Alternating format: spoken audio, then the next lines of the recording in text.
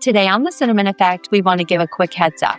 This episode includes discussion around grief and suicide, which may be difficult for some listeners. We're joined by Marie Cruz, certified grief guide and life coach. Marie and I have a heartfelt conversation about grief, healing, and the complex emotions that follow life's most profound losses. Hey there, and welcome to the Cinnamon Effect podcast. I'm your host, Kimberly, and I'm thrilled to have you with me on this vibrant journey of discovery and growth. This podcast is your go-to space for embracing intention, where you'll find clarity on your unique path, deepen those meaningful connections, and unleash your creativity like never before. We'll explore how to build unshakable confidence and celebrate the beauty of gratitude, all while savoring the calm that consistency brings to our lives. Thank you for being with me. Let's sprinkle a little cinnamon into your day and make life sweeter, healthier, and more fulfilling. Marie Cruz, thank you so much for being here on the podcast with us today. Where are you coming from? I didn't even ask you where you're living.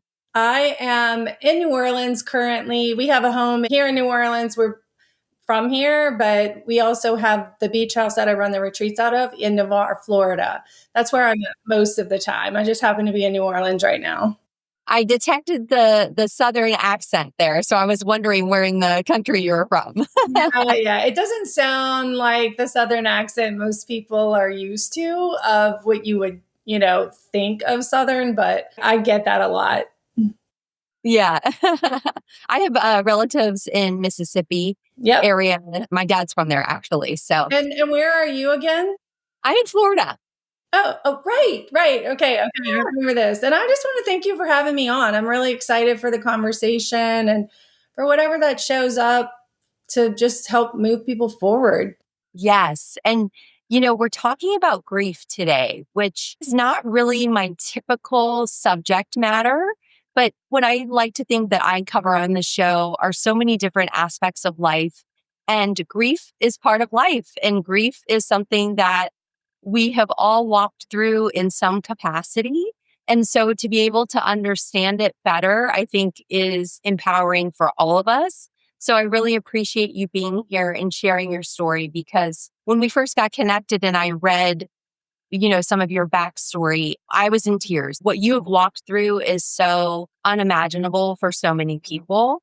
And so I'd like to start with the fact that you lost both your son and your mother in a very short period of time. What did that look like for you at the time? Like, there's so many layers, I feel like, to this whole conversation. So anywhere you want to start with that experience, we'll hold space here for you. So I guess I'll just start at the first loss, because it's kind of what cracked me open a little bit and made me start questioning. The whole story is so long, but I'll go through it really quickly. My mom raised 4 kids on her own, no child support. We were pretty poor growing up in, Southern Louisiana, but we had a huge Cajun family, a lot of love around us. We had a lot of support in that way, And then I married young, had kids young.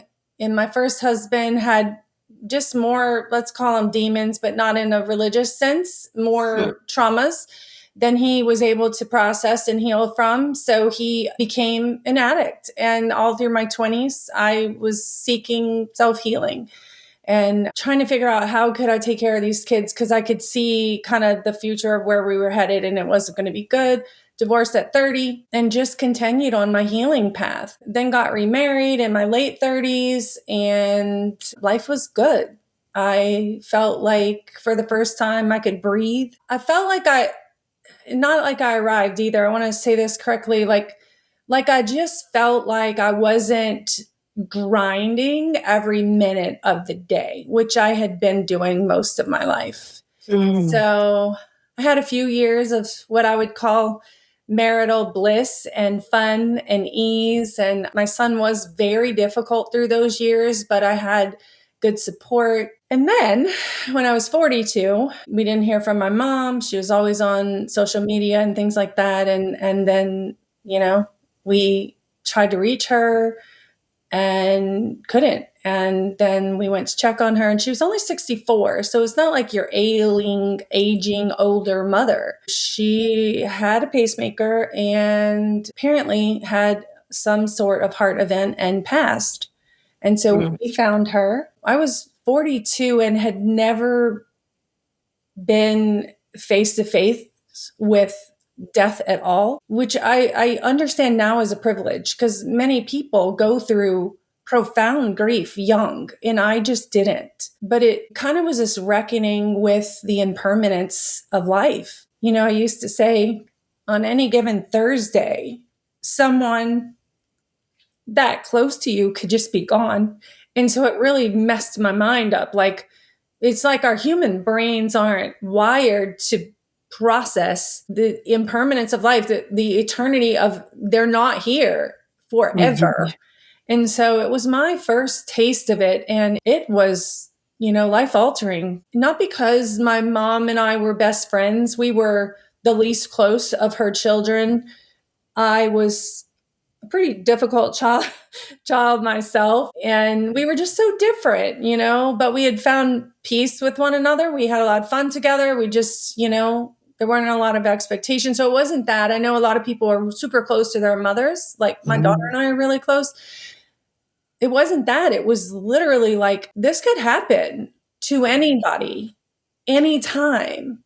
And it just kind of pulled the rug out of the security you have in expecting people to just be there every day, I guess. It's the easiest way for me to say it. So through that, I had always suffered with pretty intense anxiety. I managed it well. I'm really good at surviving, but I'd never had depression. And so that was my first taste of depression. I didn't go far into it. I understood chemicals and what I could do to help myself. And it took about a year for me to just gather myself, just to feel what I would call more myself. I remember listening to Alicia Keys' book called More Myself and really hearing that and grounding into it. So I'm feeling better. It's a year or so, year and a half later.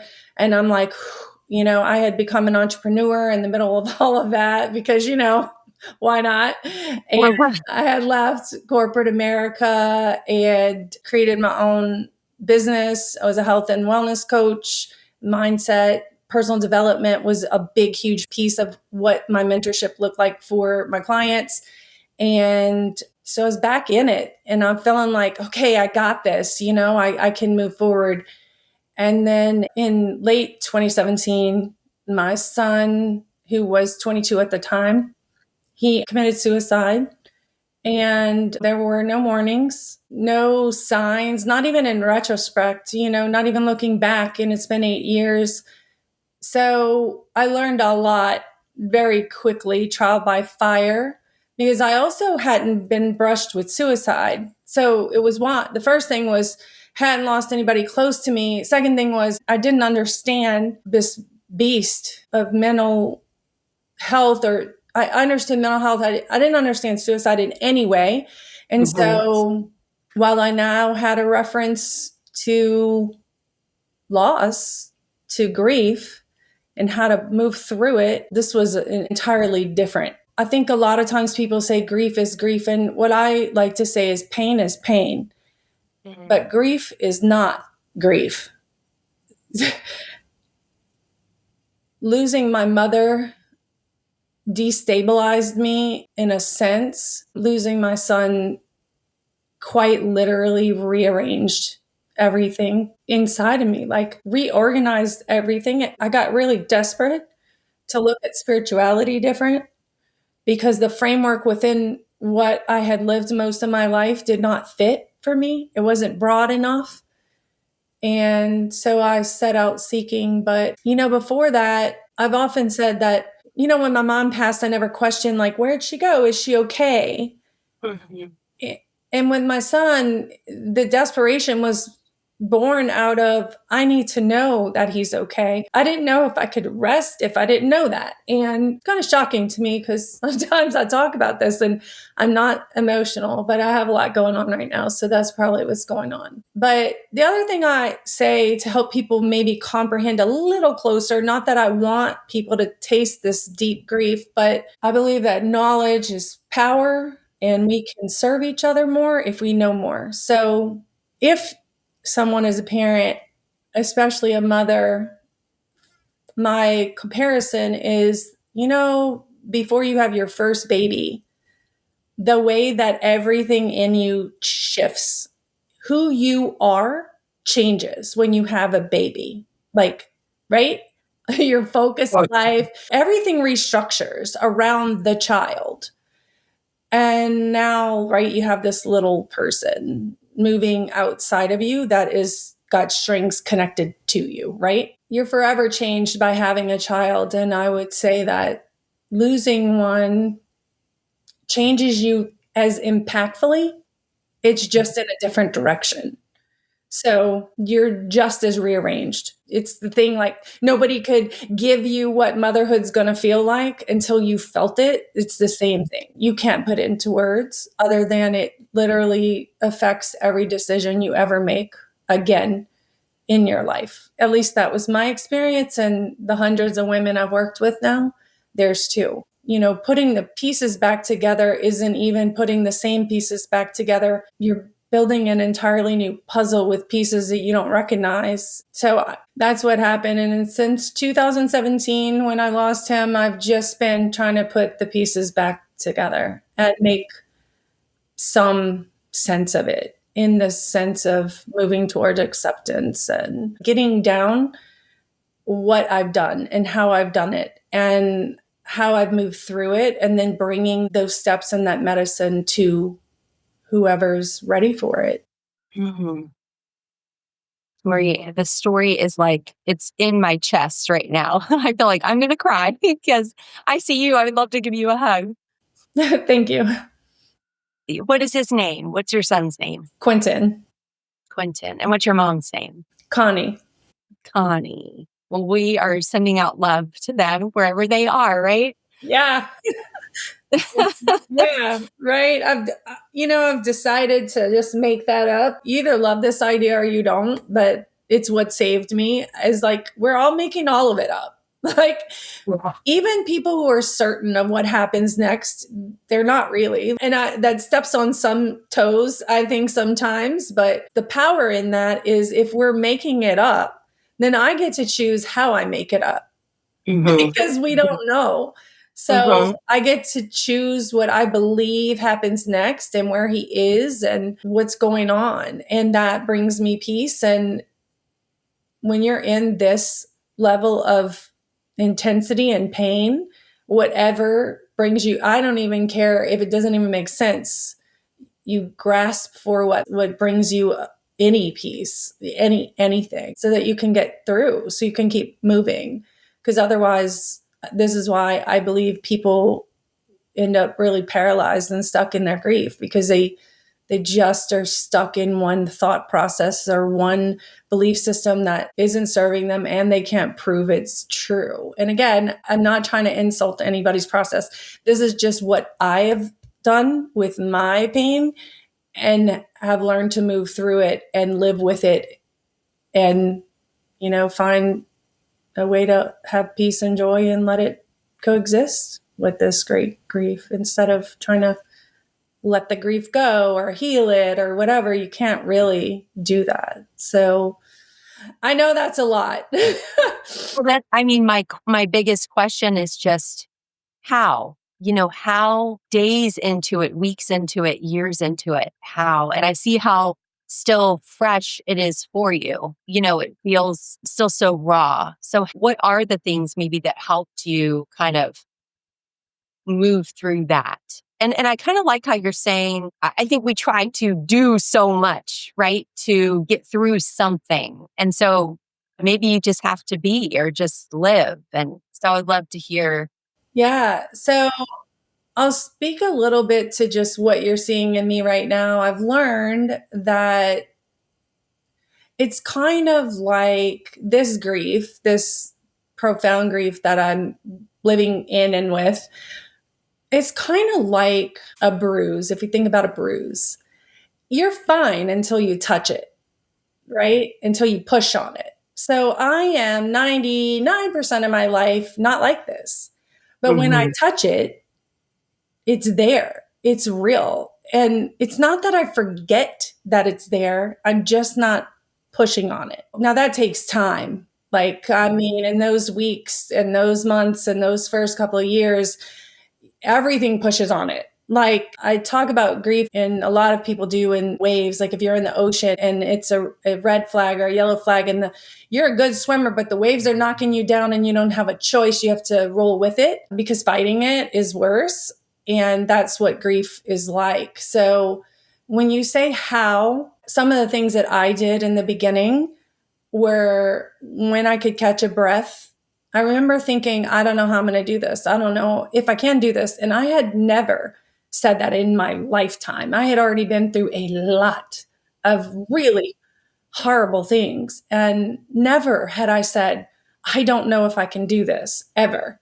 And this was a beast in the beginning. And right in the beginning, I was like, I don't know. I don't know. But it didn't take too long in my background, right? I had been a mentor and a coach for mindset and personal development. I had done so much work that I fortunately had tools. Some programs would call it tools in your toolbox, emotional toolbox, that I knew how to employ, to pull them out and use them. So it wasn't too long that I was like, I don't know how, but I'm going to figure it out.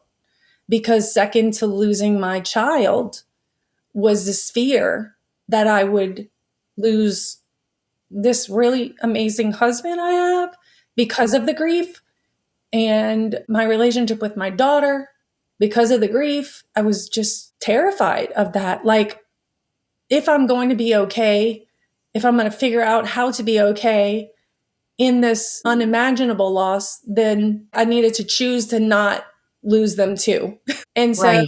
I think when somebody says how, I think the first part is finding a reason and deciding that you're going to find your way, because there's just a way. I don't know that way for everyone. For me, it was deciding. And then one of the very first tools I applied almost immediately from intuition, maybe, or inward driven, maybe my higher self was just walking me through it. But one of those things was I would say, You're okay. You're okay. I'm okay. And when I wasn't okay, I would say, okay, I'm not okay. And I'm like bawling, imagine, you don't want to imagine, but it's like you can't breathe. And I'm like, okay, I'm not okay right now, but I know how to get okay. Like, I can be okay. I can figure this Hmm. out. And so it was just like whispering that myself through. Like, you've already been through a lot. This is bigger than anything anybody can imagine, but there's a way through this, and you have some reasons to find your way through this. Also, I didn't mention, we also found him that night. And so there was also PTSD at play. So this isn't just, I don't think any child loss is simple, but it wasn't a knock on the door. Not that Hmm. that's not traumatic in and of itself. This was layers of PTSD, of finding these two people back to back. So I was also working with that. And I believe in the moments that drove me, like, I understood intellectually the intensity, and it pushed me into, you have got to take care of yourself. You have to do the things that will produce serotonin. If you need antidepressant, whatever you need to do it, and do it now and furiously, so that you don't go under, because that threat was really present and I was too cognitively aware to allow myself. And I'm not suggesting that someone that goes through this and ends up in depression allowed it. I don't ever want to minimize someone's experience. I want to keep saying that this is just what I did and how I handled it and what I believe is possible, but I don't know everybody's story, I don't have those answers. You're incredibly brave. Mm. to talk about it and to push on that bruise, just like you said. Like, I can feel that, and putting yourself out there to educate other women, other people. Do you specifically work with women? I do. It's not that I wouldn't work with men. It's just my target. Even in my coaching business, I had some men clients, but I'm just lean in the direction. I feel like I speak the language of women really well, you know? So if a dad is listening and wanted to work with me, I would, and I could be just as impactful. It's just not what I've been drawn to target. Mhm. Is there anything that you learned about suicide that you didn't know? I know that you said there were no signs, but is there anything that a message you would like to put out there about that? Is there something that you say, you know what, now I wished I would have said this, or I didn't suffer with guilt too much, even though you lean in that direction. Suicide brings a different dynamic to loss because it's like they chose, then what could I have done differently to Mhm. help them not choose this, right? I think one of the biggest things I learned about suicide is that it's way more prevalent than we think. And if you're not touched by it, you kind of think it's kind of over there. And it's not that often, but when you're in it, it's like your reticular activating system when like you're looking for a red car and you see them everywhere. When you go through this, you see how prevalent it is. But the biggest part was believing, because my background's in psychology. Like I've been in the mental health world since my 20s, very deep into it. And I really believed in my soul that there would always be signs. So while my son struggled a lot, there were signs at times and we addressed them, but he was never like suicidal. Well, he was, and I didn't know it. He never told me. And the signs that you look for weren't present, or I wasn't meant to see them because, Mhm. we were really close and I thought I had a thumb on him, like we had great discussions and I knew how maladjusted he was. But anyway, the point is that it is high percentages of suicides that it is a first time, no warning, boom, done. There were no interventions, true interventions. So that is probably the most eye opening thing that I learned. And then, second, was there's some article that a school counselor that had worked with one of my children sent me after he passed. And I remember reading it and thinking he fit the bill for all of these. Mhm. However, had I read it before, I don't know that my mind would have put it together in that way. And I don't know that there's much I could have done about it. That's the other probably most frightening thing about this is often they don't want to burden their families with their pain, Mhm. especially the ones that they're most close to. You know, my son knew that I was deeply entrenched in his well being. So I think he withheld the intensity of it for my sake. Maybe. I don't know. But all I knew to look for was like, is he giving his stuff away? Is he withdrawing? Is he not bathing? The things that we're taught, Psych 101, these are the suicide warning signs. And, I was on high alert for them, but I was afraid most of my son's adult life or young teenage life, I was afraid for him that he would die young, but not because of this. Like this never crossed my mind at all. Like in the sense of, oh, he might do that one day. I was scared. He was a risk taker. He did all kind of other things. He put himself in positions he really shouldn't have been in, but this wasn't one of them that was on my radar. And so I think from all of that, we can take away that we can only do what we can do. Right. And we're all doing the best we can. If I have suffered from anything besides just grief, sadness, it was for a while just wondering why I couldn't have healed my own traumas quicker, faster, so I could have passed that on to him. But in the end of the day, I believe this, and this has set me free, that his timing coming into the world and going out was also perfect. And that I wasn't meant to know, I wasn't meant to intervene, I wasn't meant to heal fat. I couldn't. We can only do what we can do. And so those things, while it doesn't look like it, really do set me free. They're Mhm. just, this is the thing about letting things coexist. It sets me free and it's also painful. Like, I still don't like that the order in which he came and left is perfect, because it still is what it is. He's still not here with me in the physical. So I believe in frameworks. Like, sometimes the mind just needs another option to believe. And I hope that my sharing this, that somebody might go like, oh, instead of telling the story that he left too soon or he should be here, or, the truth is he left on time. This is my truth. He left on time. He shouldn't be here because he was following his own energetic spiritual path. And my truth is, I wish he was here. Of course. Oh, my Yeah. mama heart hurts because I wish it wasn't the facts, but the facts are.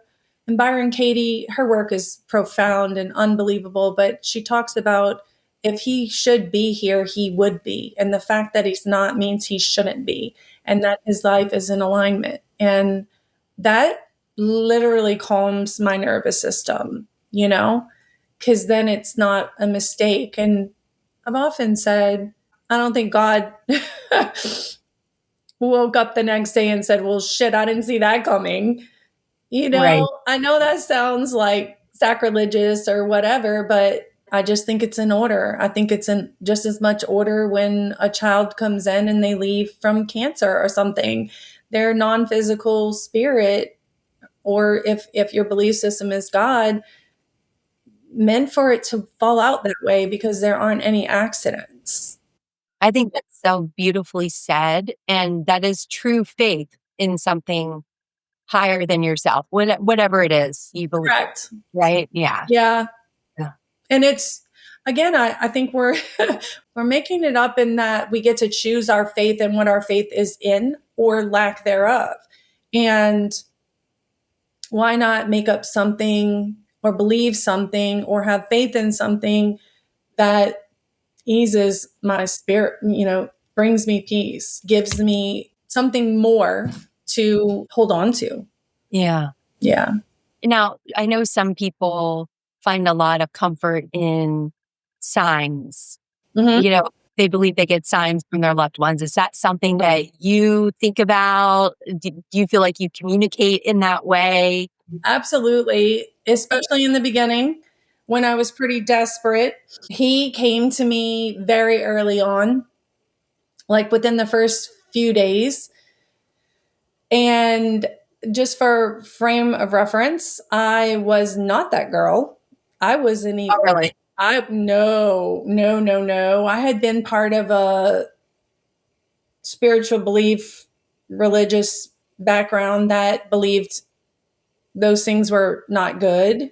They were bad in many ways. So I never played in any of it. Like, even with my mom, there was maybe a little relative kind of sort of maybe, a butterfly or something. I don't know. It was very, very out there and don't touch it kind of thing for me.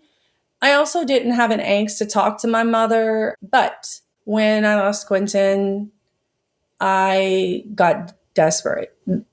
I probably would have done anything. And I didn't care about this religious framework.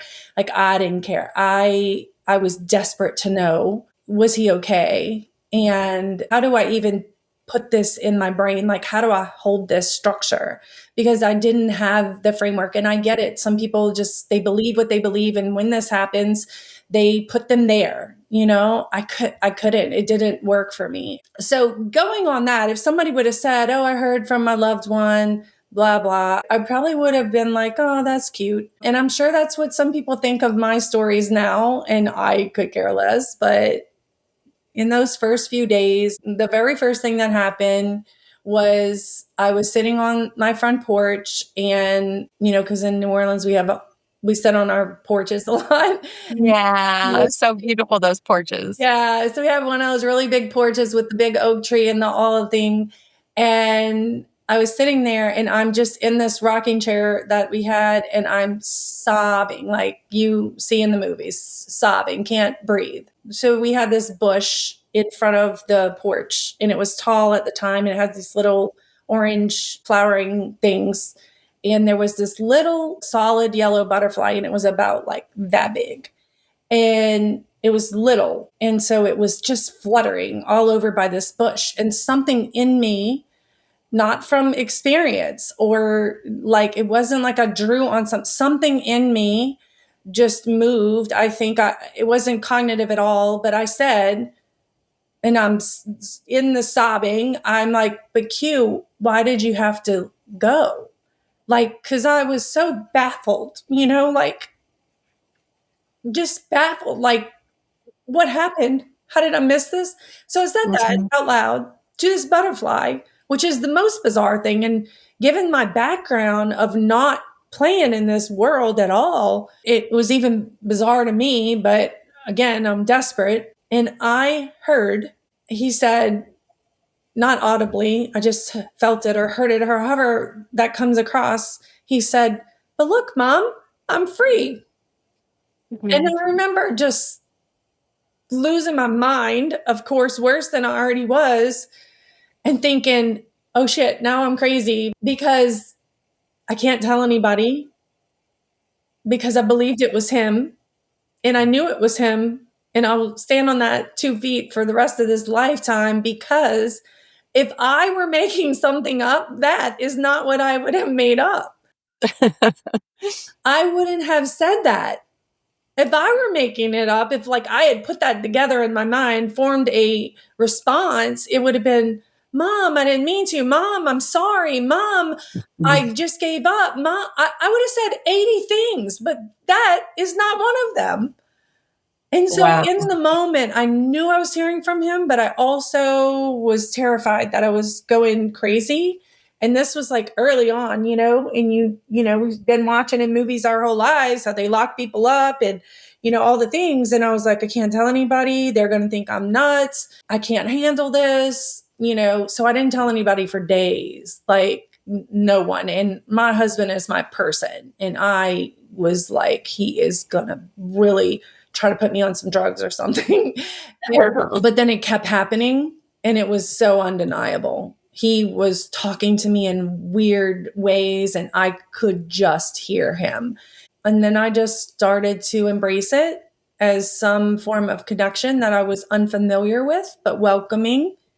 And look, since we don't know and we're all making it up, maybe I did make up some of it. I don't know. Now I don't even care because it got me through. Yeah.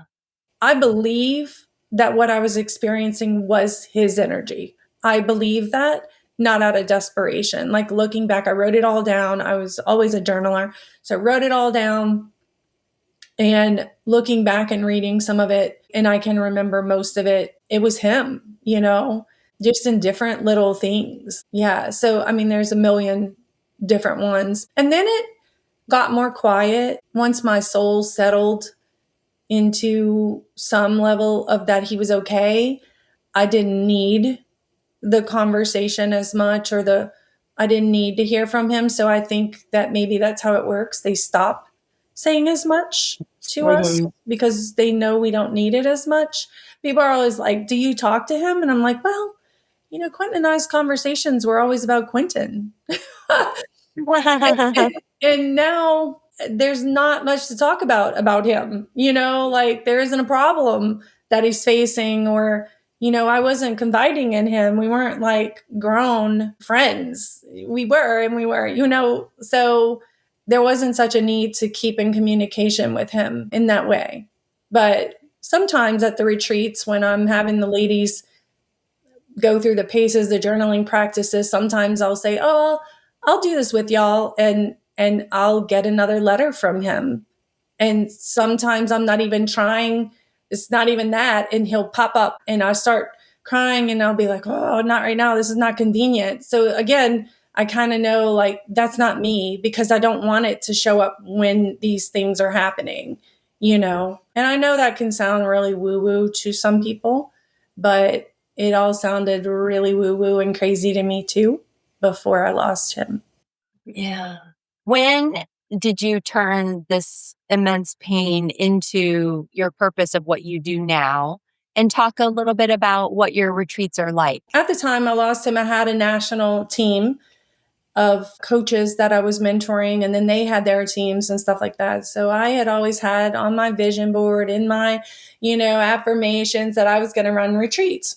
Don't know why. It just was there. It was part of who I was and what I was called to do. So about 18 months after I lost him, I had gotten pretty functional again and back in my business. That business was taking off again. And I had decided to run my first retreat, and it was probably like breathing life into me. It was me teaching, but holding this space for these women. And I had used journal writing through the loss of my mother and my son. What I didn't realize is that I was actually doing a process that had kind of been an amalgamation of all these tools I had learned in therapy, plus some things that I had gotten out of the book, The Artist's Way by Julia Cameron, like a writing habit. So when I had the first retreat, I wanted them to learn journaling. So we did a lot of writing, but it didn't stick because they were just getting things out and not doing anything with them other than I was talking through them, doing some intuitive guidance, which I didn't even know what I was doing at the time. But it was very, very led. That just developed over the next couple of years. And at some point, I was like, I need them to understand this journaling process the way I do it, but I didn't even know what the process was. And so then I created kind of on the scene. I think I just channeled it in. I don't even know how to explain it. I didn't set out to make a process. I just wanted them to get it. And it happened at a very small thing I was holding. And I said, okay, we're going to do this. And then we're going to do that. It was like this flow came out of me. And it was what I was doing in my journaling without ever sitting down and looking at the journals and trying to extrapolate something. And this was just spontaneous that it showed up. And I remember thinking, okay, I just created a 4-step process that I could teach, I could repeat. And that's what started it. And then from there, I ended up creating an online course, which I have available, which comes with 2 sessions with me. And because I don't want somebody to just buy it, I want them to understand the mechanism. I want to make sure they get it and get a taste of what it's like to work in a container with me. So I created that, and then I kept running retreats, and I would use that process in the retreats. And then early last year, I kept getting pulled into working exclusively with mothers who had lost a child. And I didn't want to go in the grief field. I didn't want to touch the bruise that much. I was living with it. I was holding it. I was honoring my pain, but I didn't want to do it. And, it's kind of like when you just keep getting called, you just keep getting called. And then I would have moms come to my other retreats, and I could tell they were holding back because I knew my own pain. And it's like everybody in the room, the women who hadn't lost a child, felt like they wanted to minimize their pain because of the mamas in the room who had. And the mamas in the room wanted to minimize their experience because it seemed so horrible and worse and embarrassing almost that you live in this level of pain. And I was witnessing this happen enough that I just felt like this container needs to exist, And so I did. And it was more profound than I could have imagined. It was more needed than I could have imagined. And I needed it just as much as they did, even though I had been in this healing for all these years. So both of the kinds of retreats I have are just transformational, truly transformational. Women show up and they're looking for a tool, they're looking for a process, they're looking for a path through. Because there's a lot of things out there, talk therapy, which I'm a fan of.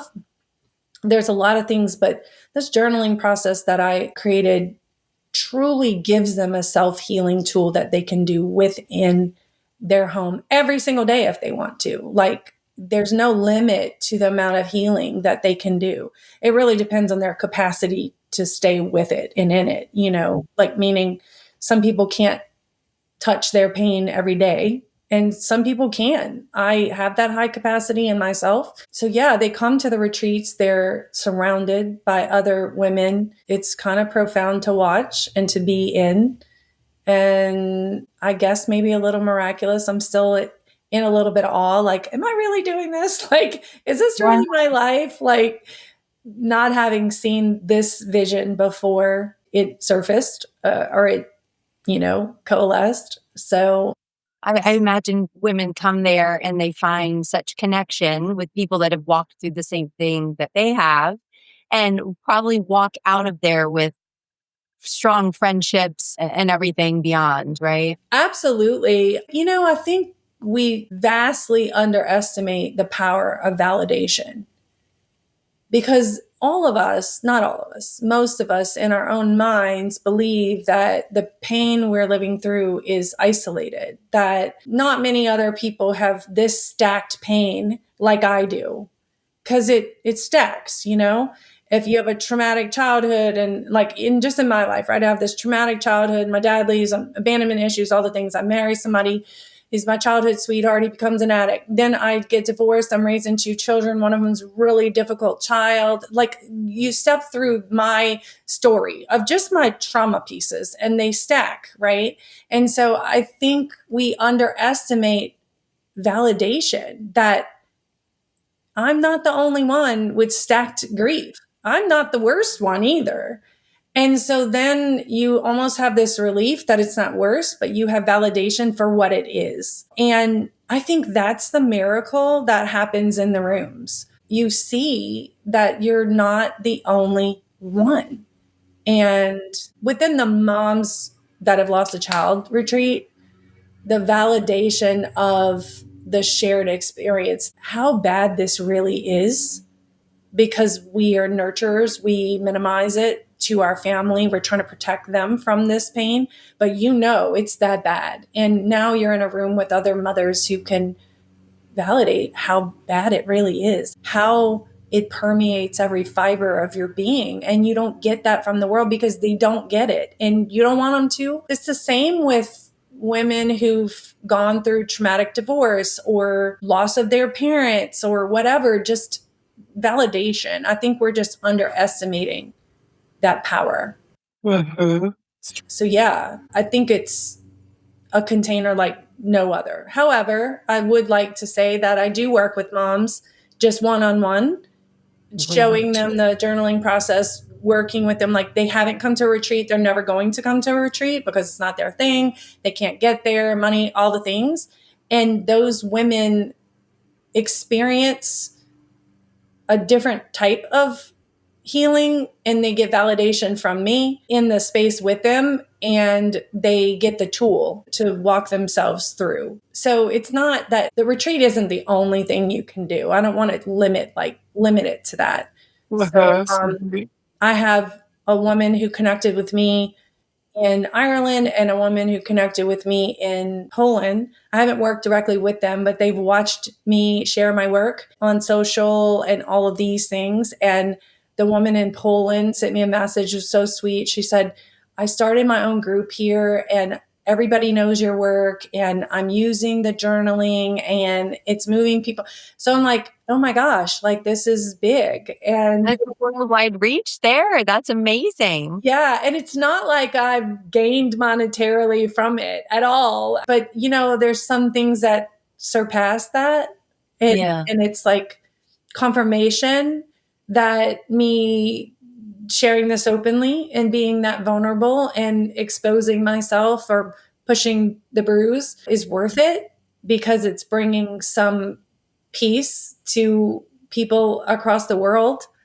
So yeah, it just makes it worth it. It also, every time we tell our story, we heal a little bit more. Mhm. It settles a little more, I think. Almost like you embody the truth a little deeper every time you say it out loud, which is part of my journaling process. We have to read it out loud. So you really witness yourself and validate yourself in the process too. How has it changed how you operate as a person? Because I think when you think about intense grief, you think, well, I need to be so grateful, or I can't fight with that person because they may not be here tomorrow. How do you like not live your life in that kind of loop of, well, I have to do this so that something bad doesn't happen, I guess is what I want to say. Yeah, I almost think that I've become more free from that. Mm. So there's a part of my brain, the part that still is looping in PTSD, and I've done all kind of things to work that through. So I still have that as very involuntary. Like I woke up yesterday morning. My husband never, ever, ever sleeps in, but I woke up and I was in a different part of the house and I stepped into the room and he was still in bed and the PTSD just rares quick. Like, I'm like, oh no, oh no, this might be the day because you do live in that. I'll never not live in that because this might be the day for anything. So that never quite leaves me. So that part of my brain, I'm still working on that healing. But the other part is if I'm going to be here, I'm going to consciously and emotionally choose to not minimize or downgrade my life experience. I think I've gotten a lot of freedom from losing Quentin. Like I say, I could have gave this kid an eyeball or a kidney or something. He couldn't have got much more out of me. And so if love could have kept him here, he'd be here. So then I feel like everybody's got their plan and their path. And I'm deep into acceptance of that. I'm also deep into awareness of that. So it's kind of a double edged sword, but it really doesn't change the way I move with people. Like my daughter, she's 33 now, and I had to get really clear that if something happened to her, or if something happened to me, she and I've had open conversations. Like we know who we are and how we feel, and our relationship is clear and solid. So, like the people in my life that mean the most to me, if something happened, I don't feel like the words have all been said kind of thing. Like, I don't know that I'd live in regret. So, I don't know if losing Quentin has actually dialed that in for me on some level that I don't live in the space of protection of everything. I live more in the awareness of I can't because I tried to and it didn't work out in the way that I had hoped for, with my son. Does that make sense? Did I answer your question?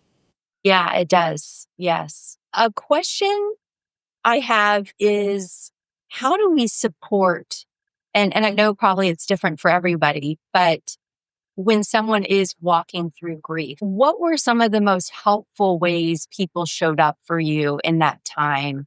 If there's anything in particular, or just having had friends who've endured loss. Do you text? Do you call? Do you talk about it? Do you not talk about it? There's like so many ways as someone wanting to provide support. One, if we're talking about the loss of a child, there isn't a moment or a second in my life that I've forgotten.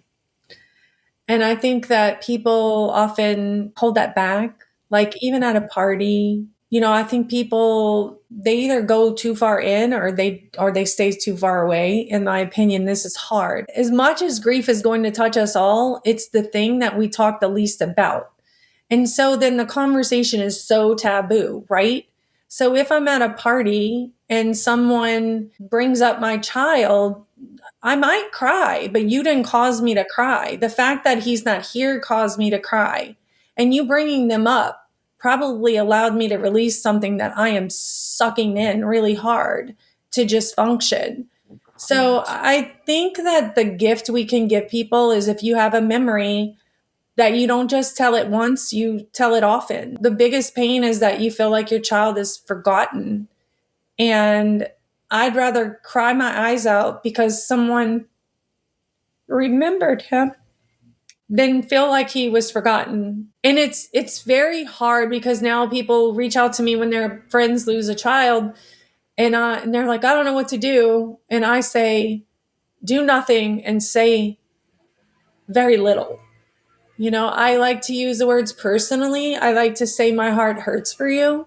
I wish I had words that could help. Those are the words I choose to use when people are going through profound loss. The other thing is, if you aren't in their inner circle, stay out of it.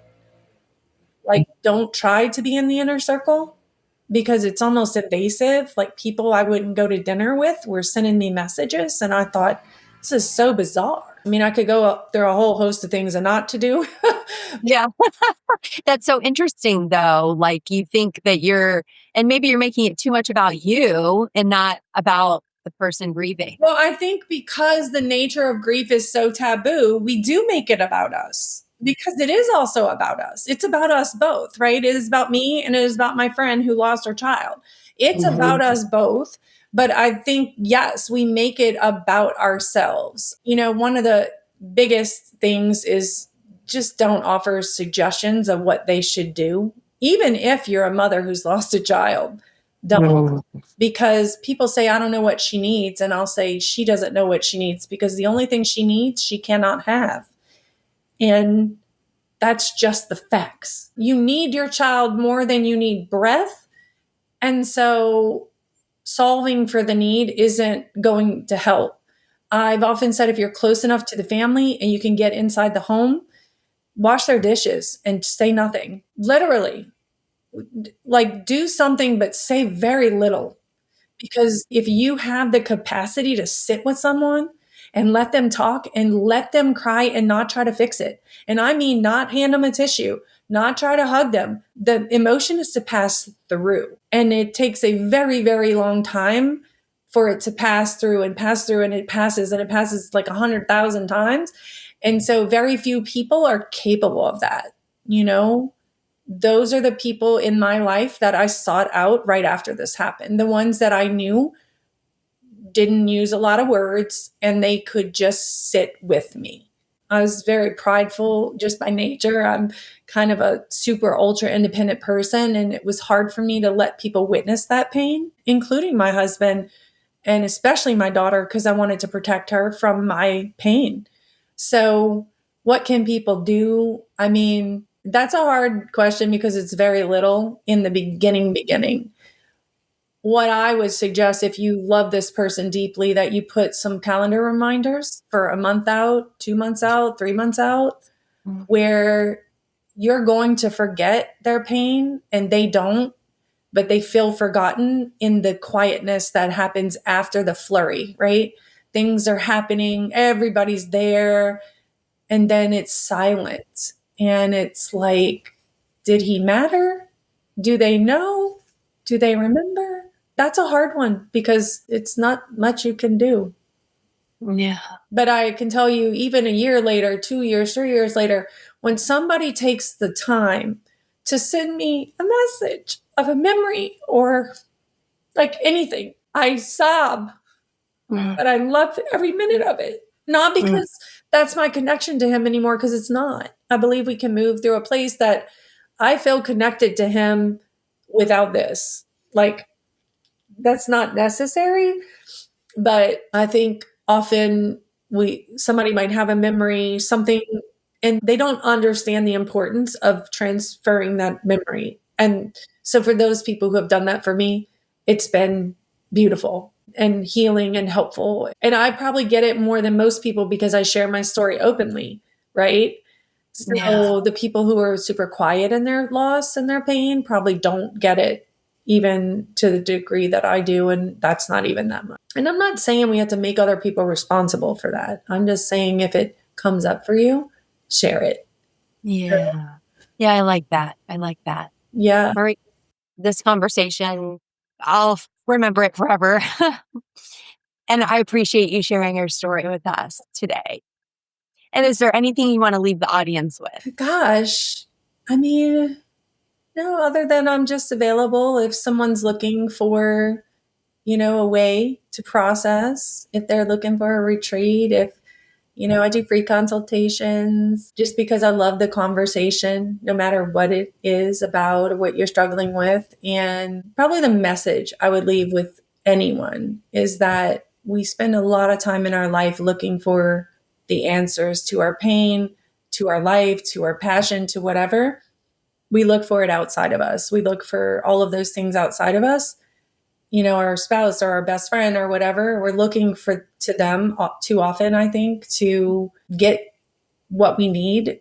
And everything we need is inside of us. Whether you use my program for journaling or your own, going within, I heard one time you'll find yourself on the pages of a journal. And I believe that happens 100% of the time, because what you need is already inside of you, and we just have to expose it. We just have to pull it out and look at it. So I hope that empowers someone that, I keep thinking my husband's going to XYZ when it's me that I need that information from, that belief from, that truth from, that validation.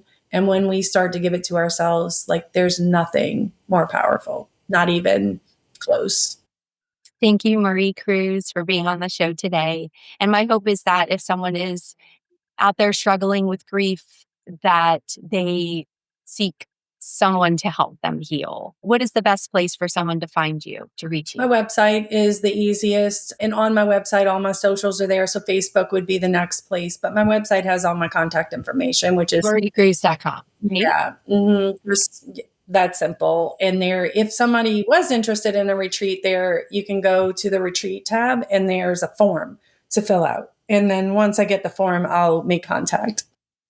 Okay, perfect. Thank you, Marie. You're welcome. Thank you.